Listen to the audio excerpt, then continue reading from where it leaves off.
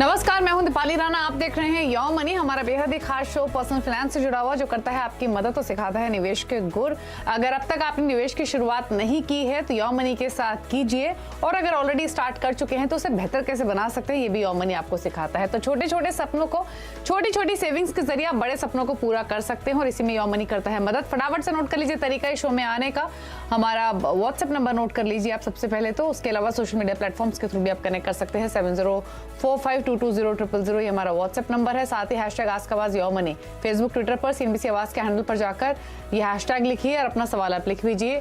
yomani@nw18.com ये हमारा email ID है, इसके थ्रू भी आप कनेक्ट कर सकते हैं। तो फटाफट से आप ये शो देख भी सकते हैं सोशल मीडिया प्लेटफॉर्म्स के थ्रू और कनेक्ट भी कर सकते हैं। आज हमारे साथ नुवामा वेल्थ के प्रेसिडेंट और हेड राहुल जैन मौजूद हैं। राहुल जी नमस्कार, स्वागत है आपका, और आपकी क्वेरीज लेंगे। उससे पहले बात कर लेते हैं आज गोल्ड इन्वेस्टमेंट की, क्योंकि पिछले एक साल राहुल गोल्ड काफी वॉलेटाइल रहा है, और एक ऐसा इन्वेस्टमेंट टूल है जो हर किसी को अट्रैक्ट भी करता है, लेकिन सही तरीका क्या होता है इसको लेकर कंफ्यूजन भी होता है, क्योंकि आजकल चॉइसेस बहुत सारी हैं। पुराने जमाने में फिजिकल गोल्ड ज्यादा खरीदते थे, लेकिन अब फिजिकल गोल्ड के अलावा भी और बहुत सारे ऑप्शंस कस्टमर व्यूअर्स के पास हैं। तो दो तीन चीजें आपसे समझना चाहेंगे कि अगर कोई गोल्ड में इन्वेस्टमेंट क्या इस समय करना चाहिए जब रिसेशन का डर है, दूसरी तरफ और बहुत सारी चिंताएं ग्लोबली हैं, इन्फ्लेशन के कंसर्न्स हैं, गोल्ड में हमने सर्ज भी आते हुए देखा, ऑल टाइम हाइस के नजदीक भी पहुंचा। पहला सवाल कि क्या गोल्ड इस समय पोर्टफोलियो में रखना चाहिए, क्या ये सही समय है एंट्री लेने का, क्या व्यू है? तो दीपाली जी, गोल्ड हमेशा पोर्टफोलियो में होना जरूरी है, बिकॉज गोल्ड एक नेचुरल हेज है इन्फ्लेशन के अगेंस्ट। उसके अलावा जब कुछ नहीं चलता तो गोल्ड चलता है, तो आपके पोर्टफोलियो में एक हेज की तरह गोल्ड हमेशा रहना चाहिए। एंड इट कैन डिपेंड कि आप 5% लेंगे, 10% लेंगे, पर गोल्ड जरूर लेना चाहिए अपने पोर्टफोलियो में at every point of time. और मेरे हिसाब से तो नेक्स्ट 12-18 महीने के लिए गोल्ड काफी अच्छा लग रहा है। एक तो ये है। इसके अलावा आजकल गोल्ड को सॉरी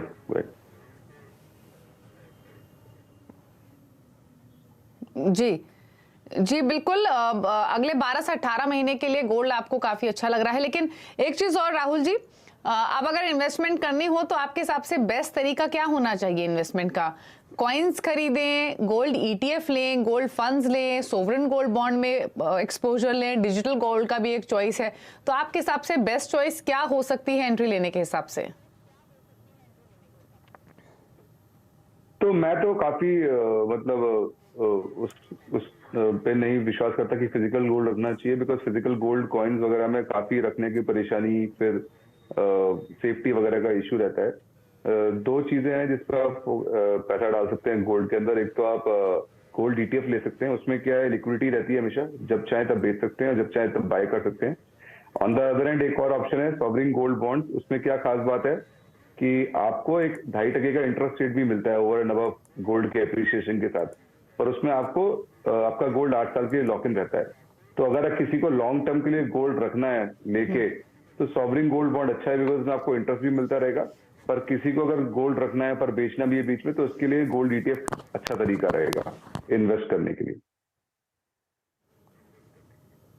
ओके, चलिए, तो गोल्ड ईटीएफ सही तरीका है इन्वेस्ट करने का। बाकी सोवरेन गोल्ड बॉन्ड के क्या फायदे हैं वो भी आपको राहुल जी ने बताया। अच्छा राहुल, क्विकली क्वेश्चंस पर जाऊं उससे पहले एक चीज और, आमतौर पे जब हम पोर्टफोलियो क्रिएशन की बात करते हैं तो कई सारे फैक्टर्स इंपॉर्टेंट होते हैं, डिपेंडिंग कि आपकी उम्र कितनी है, कितना इन्वेस्टमेंट होराइजन आप लेकर चल रहे हो, उसके हिसाब से फंड कैटेगरीज या टिपिकल फंड्स में आप एक्सपोजर लेते हैं। बट एक जेनरिक चीज आपसे जानना चाहेंगे, यंगस्टर्स को पोर्टफोलियो बनाते हुए किन बातों का ख्याल रखना चाहिए? अगर कोई सीनियर सिटीजन है तो वो किन बातों का ख्याल रखे, पर किस तरीके का पोर्टफोलियो बनाना चाहिए?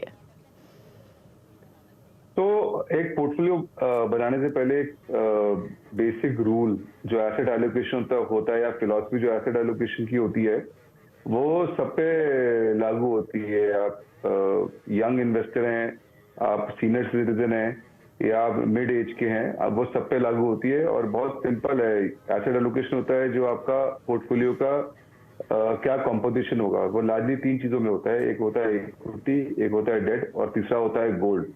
लार्जली जो एसेट एलोकेशन आपको आइडिया दे सकता है कि आपका मोस्टली इक्विटी और डेट कितना होना चाहिए, बिकॉज गोल्ड तो 5 से 10% जो मैंने पहले बताया भी आपको।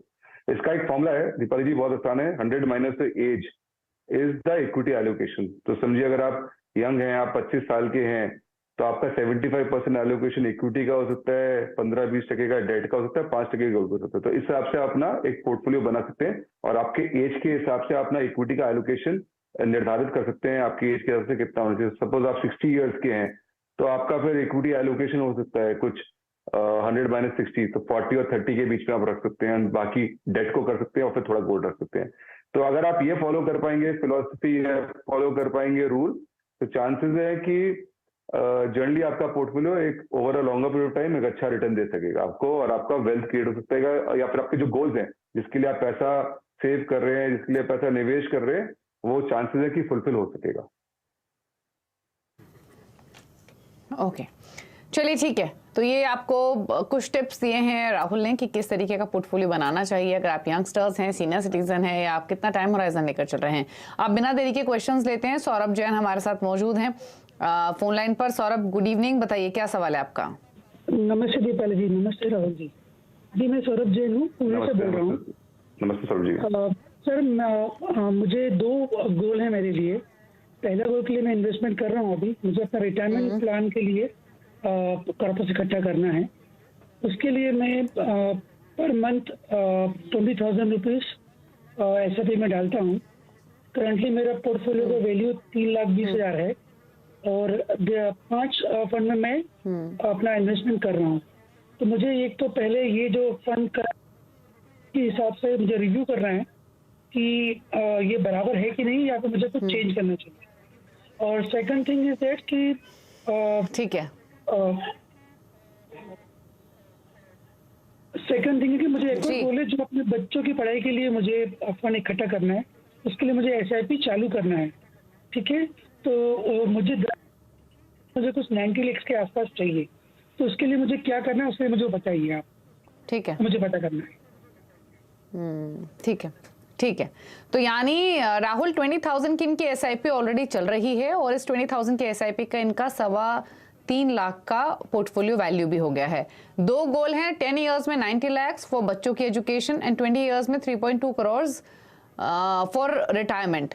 20,000 के SIP चल रहे हैं, बढ़ाकर 40,000 भी कर सकते हैं दोनों गोल्स को अचीव करने के लिए। फिलहाल फंड्स कौन से हैं? Mirae asset large cap, ICICI Pru blue chip, Kotak small cap, DSP flexi cap और एक्सिस बिट कैप। तो पोर्टफोलियो में जिस कैटेगरी के फंड्स इन्होंने चुने हैं, क्या वो सही हैं या इनको कुछ बदलाव करना है? दूसरा, क्या इस इन्वेस्टमेंट से अपने गोल्स को हासिल कर पाएंगे या नहीं, या कितना और इनको इन्वेस्टमेंट करना पड़ेगा अपने गोल के लिए? तो इनके 2 गोल्स हैं, एक तो इनको 3.25 करोड़ रुपए चाहिए, 3.2 करोड़ आफ्टर 20 ईयर्स, और एक गोल है इनका जो इनको BT की पढ़ाई के लिए 90 लाख रुपए चाहिए आफ्टर 10 ईयर्स इफेक्टिवली।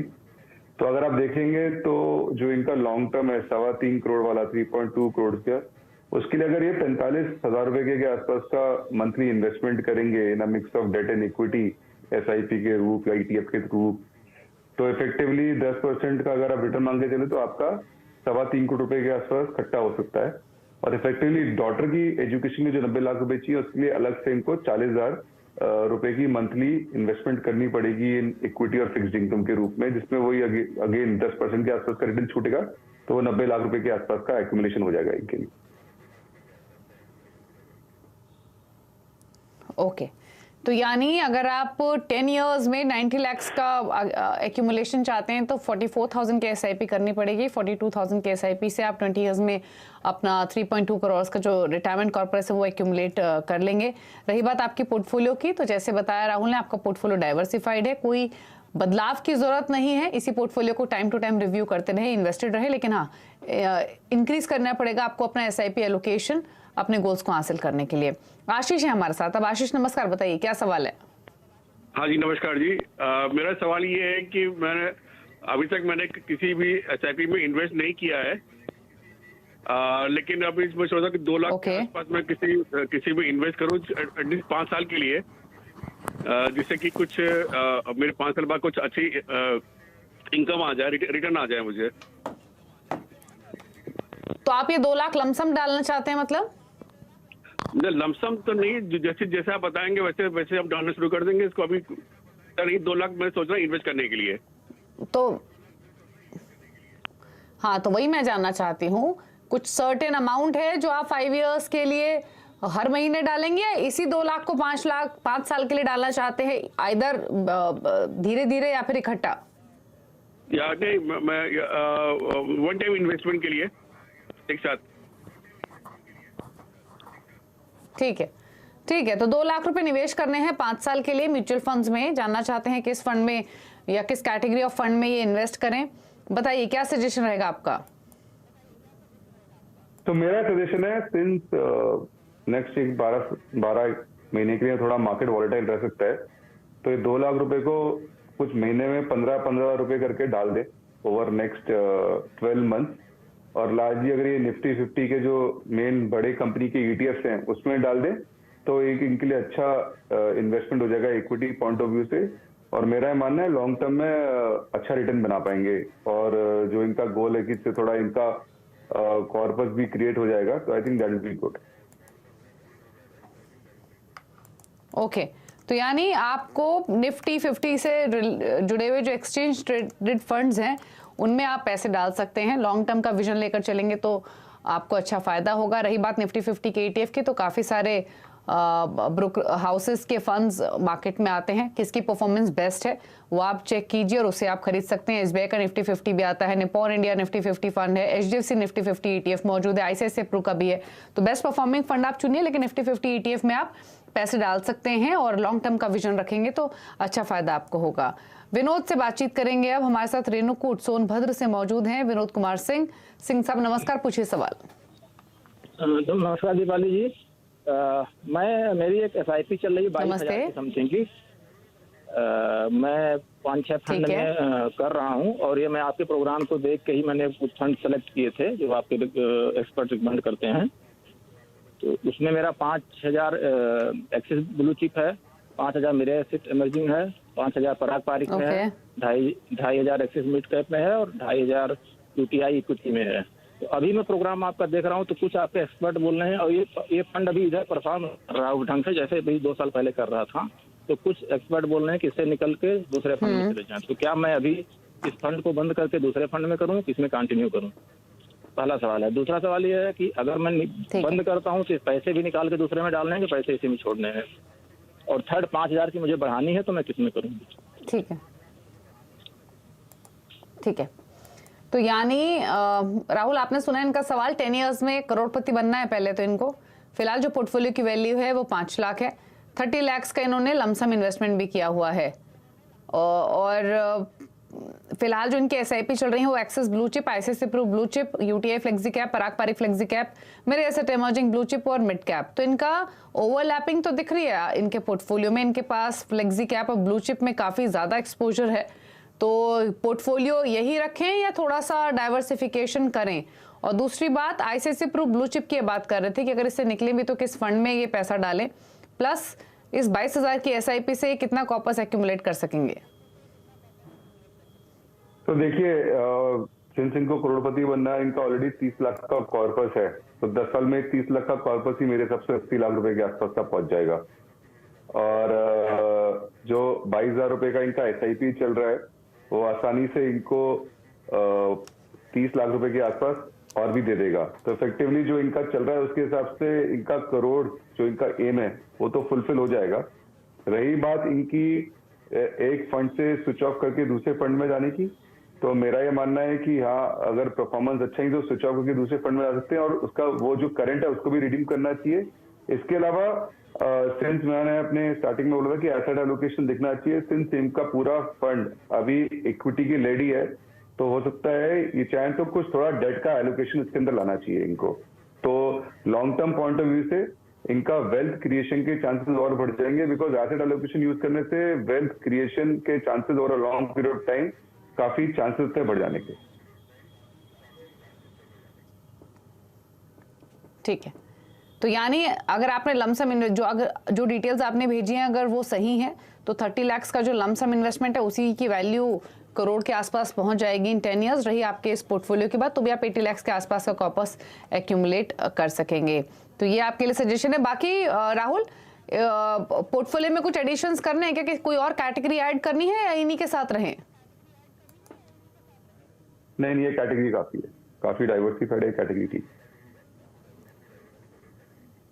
ओके, चलिए, तो इसी पोर्टफोलियो के साथ आप इन्वेस्टेड रहिए, कंटिन्यू कीजिए अपनी इन्वेस्टमेंट्स, और 32,000 के आसपास के एसआईपी कर लेंगे 22,000 से बढ़ा के, तो भी 1 करोड़ आप एक्यूमुलेट कर लेंगे।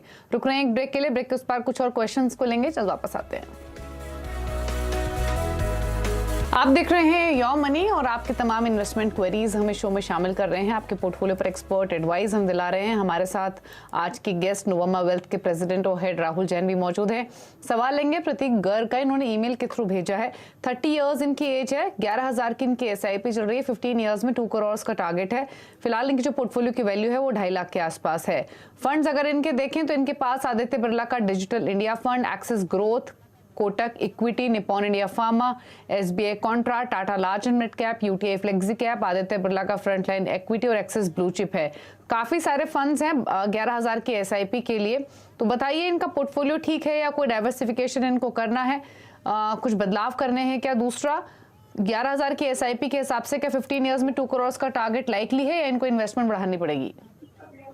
इनको इन्वेस्टमेंट पक्का बढ़ानी पड़ेगी। 11,000 की इन्वेस्टमेंट से अनुमानित मुझे लगता है 55 लाख के आसपास का कॉर्पस क्रिएट हो पाएगा दीपाली जी। तो अगर इनको 2 करोड़ करना है तो उनको 44,000 तक लेके जाना पड़ेगा इफेक्टिवली, अगर आप देखेंगे।